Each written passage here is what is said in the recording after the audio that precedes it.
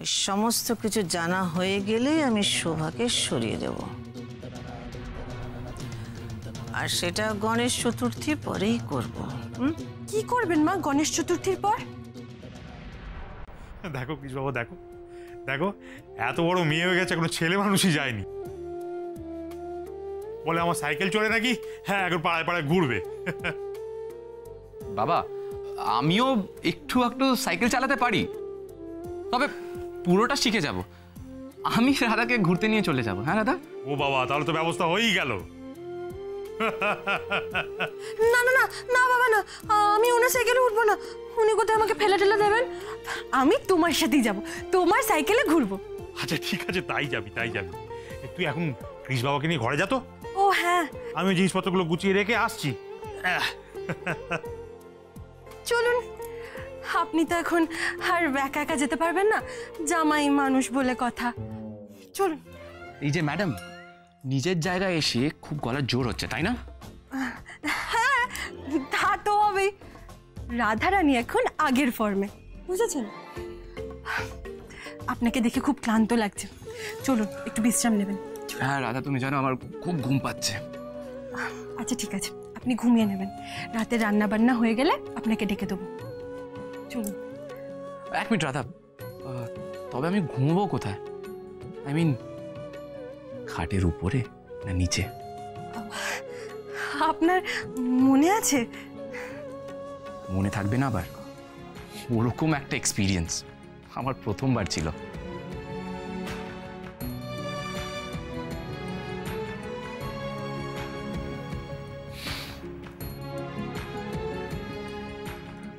আরে আরে করছেনটা কি গোমরা মুখ? কেউ চলে আসবে তো।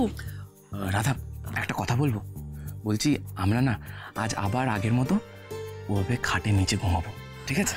ধ্যাৎ, কি যে বলেন না আপনি। ওটা তো রাগ করেছিল।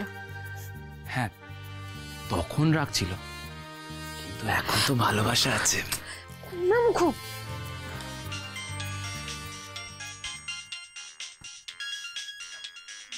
গৌরবদার ফোন।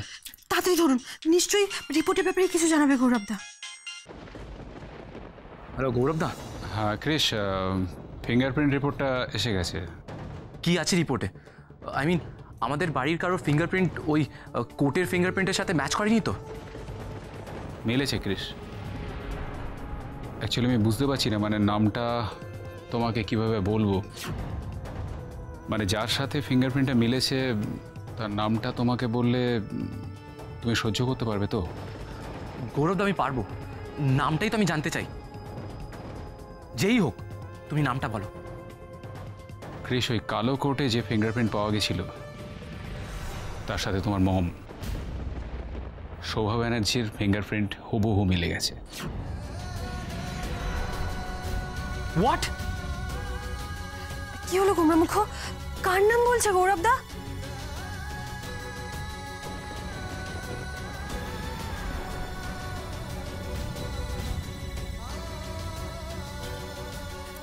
কি হলো গোমরা মুখ? কি হলো আপনার? কার নাম বললো গৌরবদা? মম, মমের নাম বললো।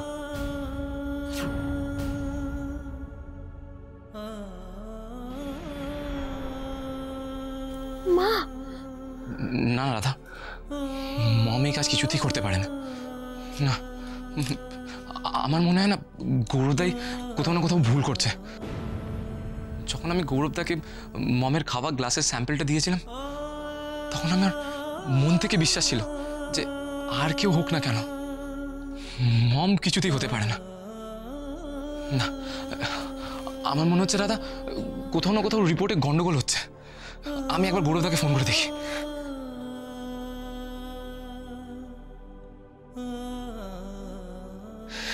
ফোন সুইচ অন হচ্ছে না কেন? গোমরা মুখ, আমার ফোনটা আপনার পকেটে আছে না? আপনি আপনি আমার ফোনটা থেকে ফোন করে দেখুন। এটা ধরো।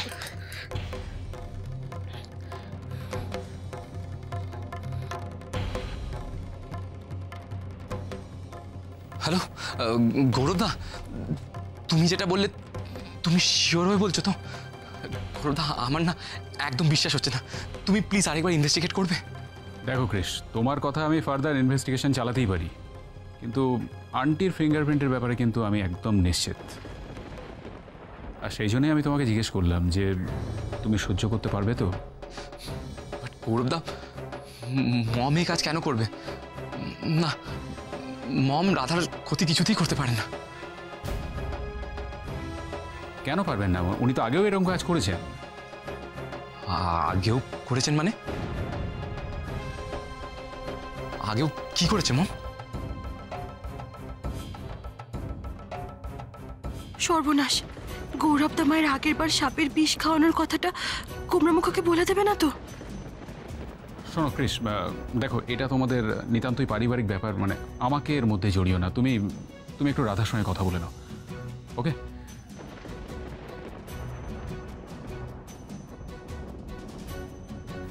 রাধা, রাধা, মম এমন কি করেছে? গৌরবদা কিসের ইন্ডিকেশন দিচ্ছিল? রাধা, এমন কি আছে যেটা তুমি জানো গৌরবদা একজন বাইরের লোক হয়ে জানে কিন্তু আমি জানি না? বলো রাধা, কি আছে? কই, কিছু না কুমড়ামুখ। মা আবার কি করতে যাবে? রাধা, তুমি আমার থেকে কিছু লুকোচ্ছ। বলো রাধা, মম কি করেছে আর আমি সেটা জানি না কেন? বলো রাধা। কুমড়ামুখ, আমি আবার কি লুকোতে যাব আপনার থেকে?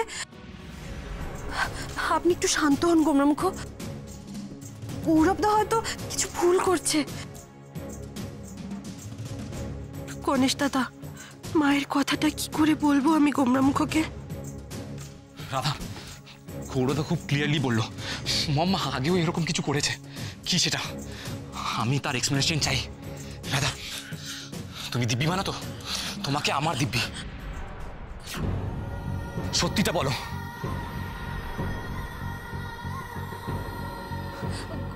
কুমড়ামুখ, না রাধা, বলো, সত্যিটা তোমায় বলতেই হবে। বলো রাধা, কি হয়েছিল? আমাকে ক্ষমা করো মা, আমি আর চেপে রাখতে পারলাম না। কুমড়ামুখ, মা আসলে পয়লা বৈশাখের সময় আমাকে সাপের বিষ খাইয়েছিলেন।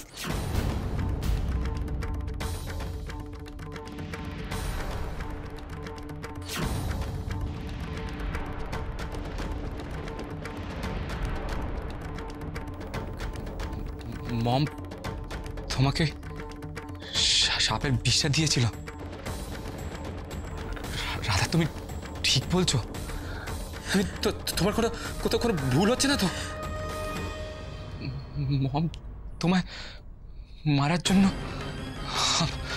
আমার মাথায় সব গুলিয়ে যাচ্ছে।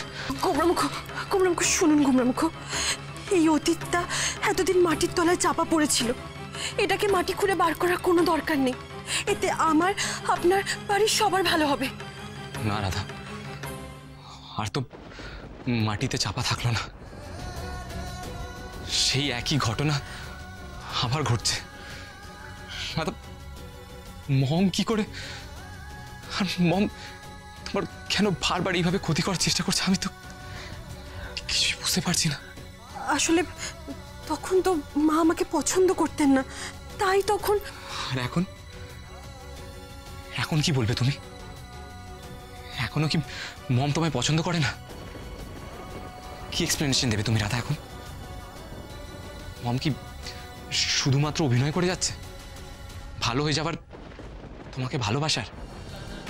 রাধা, মমকে আজ সমস্ত প্রশ্নের উত্তর দিতেই হবে। আমি এক্ষুনি যাব আর আমি ড্যাডকে সব জানাবো। দারুণ কুমড়ামুখ, আপনি কোথাও যাবেন না। আপনি মাথাটা ঠান্ডা করুন।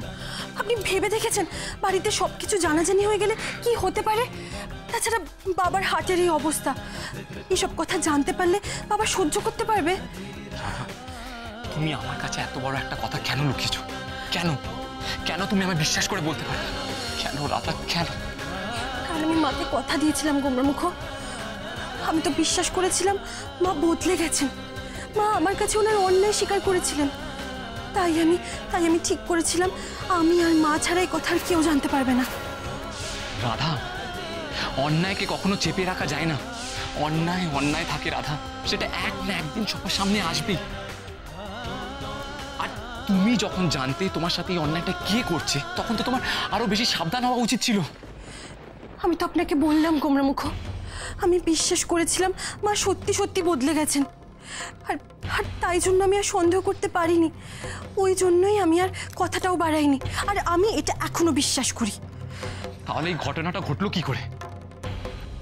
রাধা, মমের ফিঙ্গারপ্রিন্টস যখন ম্যাচ হয়ে গেছে, তখন আমার কি মনে হতে পারে? যে মম তোমার গাড়ির অ্যাক্সিডেন্ট করিয়েছিল, মম তোমার খাবারে মেডিসিন মেশাচ্ছে। রাধা, আমি কিন্তু বলেছিলাম যেদিন আমি জানতে পেরে যাব এসব কে করছে, কে তোমার এইভাবে বারবার ক্ষতি করার চেষ্টা করছে, সেদিন তাকে আমি শাস্তি দেব, তাকে আমি ছাড়বো না। গোমরামুখ, আপনি আপনি সমস্যাটা বোঝার চেষ্টা করুন। উনি আমাদের মা, সবাই সবকিছু জানতে পারলে পুরো পরিবারে কি বড় ঝড় আসতে চলেছে আপনি ভেবে দেখেছেন? আচ্ছা, আমরা বরং একটা কাজ করি, গণেশ পুজো অবধি পুজোর সাথে সাথে আমরা মায়ের উপর নজর রাখবো। এমনও তো হতে পারে হয়তো মা নিজে থেকে এই কাজ করছে না, অন্য কোনো উদ্দেশ্যে অন্য কেউ এই কাজ মাকে দিয়ে করাচ্ছে। হয়তো হয়তো ভয় দেখিয়ে মাকে দিয়ে এই কাজ করানো হচ্ছে। রাধা, সেটা যদি হয়েও থাকে, তাহলে কে এই কাজটা করছে? কে তোমার এইভাবে বারবার ক্ষতি করার চেষ্টা করছে? আর মম কাউকে কিছু না জানিয়ে তাকে সাহায্য করবে বা কেন? আমি কিচ্ছু বুঝতে পারছি না। সেই উত্তরটাই তো আমাদের বার করতে হবে গোমরামুখ। আপনি নিজেকে শক্ত করুন, এই কটা দিন আমাদেরকে শক্ত থাকতে হবে। আমার আমার গণেশ দাদা আসছে, আমাদের এই বিপদ থেকে, এই সমস্যা থেকে বের করতে আমার গণেশ দাদা আসছে।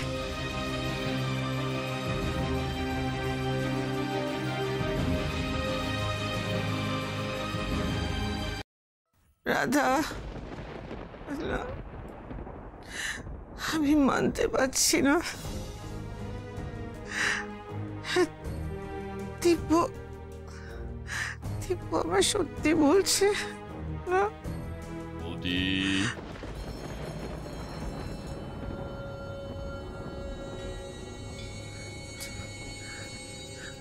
দিব্য, তুমি এসে গেছো? রাধা কি সত্যি কি রাধা সত্যি ক্যান্সার?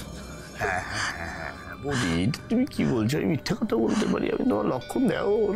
হ্যাঁ, রাধার ক্যান্সার হয়েছে বৌদি, ব্রেন ক্যান্সার। কেমন আছে? ভালো নেই গো বৌদি, একেবারেই ভালো নেই। এই যায় সেই যায় অবস্থা, যাকে বলে জমে মানুষের টানাটানি। বৌদি, ওকে বাঁচাতে না অনেক টাকার প্রয়োজন, অর্থের প্রয়োজন। তাই তাই আমি এই চেক নিয়ে এসেছি, বুঝলে, চেক বই। তুমি সই করে দাও দেখি, ওকে বাঁচাতে গেলে টাকা তুলতে হবে তো। রাধার চিকিৎসার জন্য টাকা লাগবে বলে তুমি চেকবুকটা নিয়ে এসছো আমার কাছে, কিন্তু ক্রিস আছে, শুভ আছে। রাধার চিকিৎসার জন্য যদি টাকা লাগে, ওরা নিজেরাই নিজেদের অ্যাকাউন্ট থেকে টাকা বের করে রাধার চিকিৎসা করবে। রাধার যদি সত্যি কিছু হয়ে থাকে, তাহলে ওরা আমার টাকার অপেক্ষায় থাকবে না। তুমি মিথ্যে কথা বলছো। বৌদি, আমি অত কিছু জানি না, বুঝলে। হ্যাঁ, দাদার কাছে হয়তো টাকা নেই, তাই আভা ম্যাডামের কাছে টাকাটা চেয়েছিল, আভা ম্যাডাম হয়তো দেয়নি। তাই আমি বলছি কি, যে এই টাকাটা, এই সই করে টাকাটা না তুললে রাধাকে বাঁচানো যাবে না। হ্যাঁ, তোমার অ্যাকাউন্ট থেকে টাকাটা তুলতে হবে, তোমার সই করে নাও নাও নাও। তুমি একটার পর একটা আমাকে মিথ্যে কথা বলে যাচ্ছ। আমার তো মনে হচ্ছে রাধার কিচ্ছু হয়নি, সব তোমাদের বানানো কথা। এই, তুমি খুব ভ্যানতারা করছো, তখন তাকে বলে দিচ্ছি। অত কথা না বলে নাও, সইটা করো, সইটা করো, সইটা করো, করো করো করো। করবো না, আমি সই করবো না। এত বড় সাহস ওই বেঞ্চে একটা।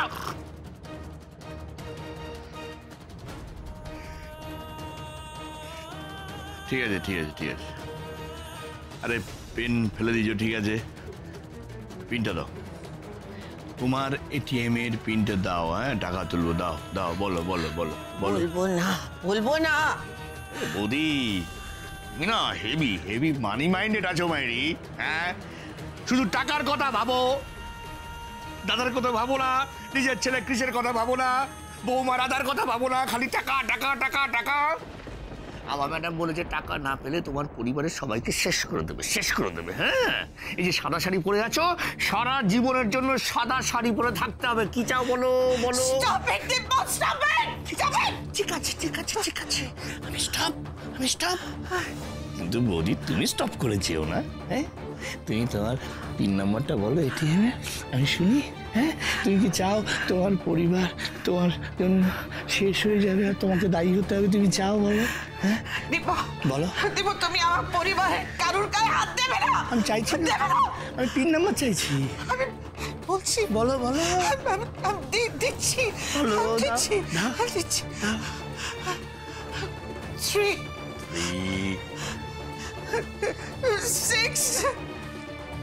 6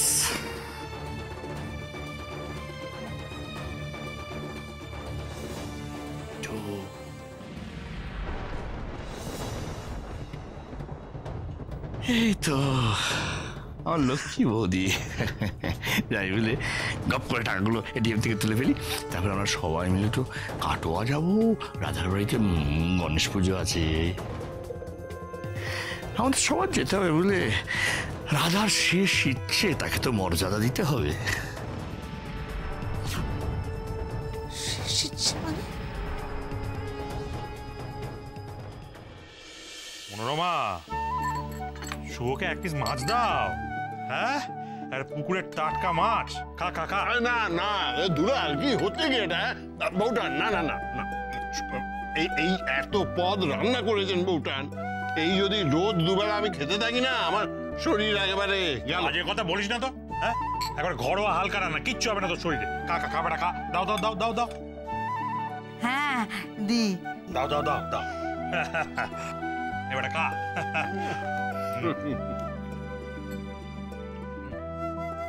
খান, ভালো করে খান। ঠিক আছে। কৃষ্ণ বাবা ভালো করে খাও, একটা করে মাছ হয়ে যাক। না না বাবা, ঠিক আছে।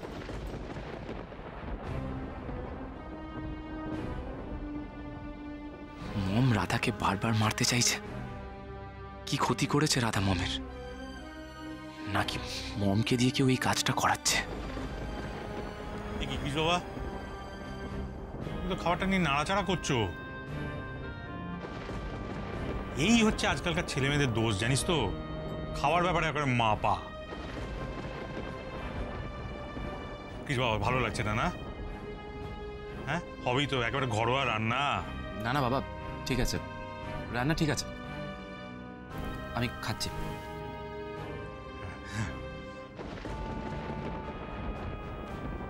ভুটান, ভুটান আপনি কি নেবেন বলুন? দাদা বলে যখন একবার ডেকেছেন, তখন দাদার বাড়িতে তো লজ্জা পেলে চলবে না, খেতে তো হবে। হ্যাঁ হ্যাঁ সেই তো, ঝাড়ে বংশে এসে এখানে আমার অন্ন ধ্বংস করুক। যেচে যেচে খাওয়ানো, ছেকে ছেকে খাওয়ানো, অসহ্য। না না, এই তো অনেক আছে।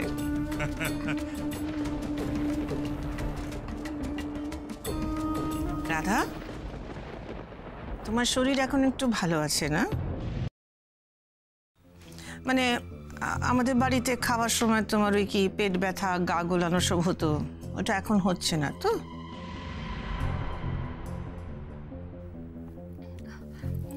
না মা। হ্যাঁ সে তো তোমার ঠিকঠাক খাওয়া দেখেই বুঝতে পারছি। এখানে তো অনেক ভালো করে খাচ্ছ তুমি। খাও, খাও, ভালো করে খাও। মম, তার মানে রাধা হয়তো আমাদের বাড়ির লোককে ভরসা করতে পারছে না।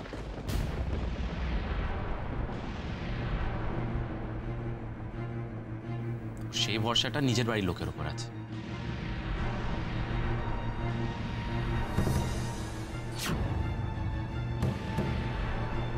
মানে কি বলতে চাইছো তুমি কৃষ? আমি যা বলতে চাইছি সেটা এখানে যার বোঝার সে ঠিক বুঝে যাবে। ক্রিস এভাবে কথা বলছে কেন? আমাকে উদ্দেশ্য করে বলছি নাকি?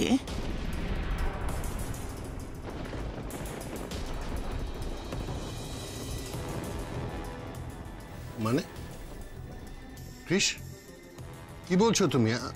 আমি তো কিছু মানে বুঝতে পারছি না।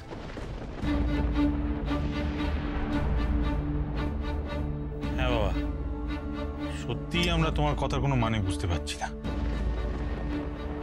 গণেশ দাদা, কোমর মুখকে চুপ করাও। এখানে উনি যেন আর কিছু না বলে ফেলেন, তাহলে তো মা সব বুঝে যাবেন।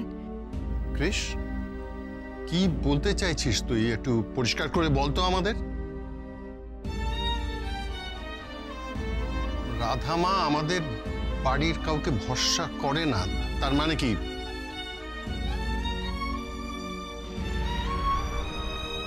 ভরসা না করার মতো কোনো ঘটনা ঘটেছে?